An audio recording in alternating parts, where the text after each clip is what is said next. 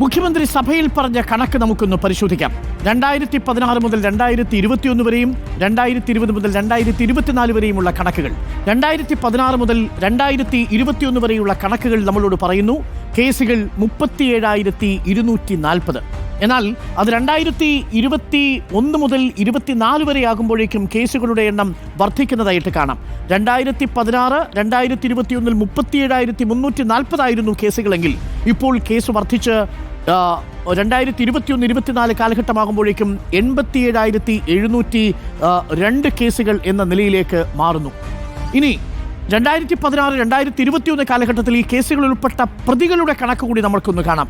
2016-21 പ്രതികളുടെ കണക്കുകൾ വരുമ്പോൾ 41,567 പ്രതികളാണ് ഉൾപ്പെട്ടിരിക്കുന്നതെങ്കിൽ 2021-24 ആകുമ്പോഴേക്കും പ്രതികളുടെ എണ്ണത്തിലും വർധനമുണ്ടാവുന്നു. 94,886 പ്രതികൾ ഉണ്ടാവുന്നു എന്നാണ് കണക്കുകൾ നമ്മളോട് പറയുന്നത്. 2016-2021 അറസ്റ്റിലായവരുടെ എണ്ണത്തിന്റെ കണക്ക് കൂടി മുഖ്യമന്ത്രി ഇന്ന് സഭയിൽ പറഞ്ഞു. 2016-21 ഒന്നാം പിണറായി സർക്കാരിന്റെ കാലത്ത് 41,378 പേർ അറസ്റ്റിലാകുമ്പോൾ 2020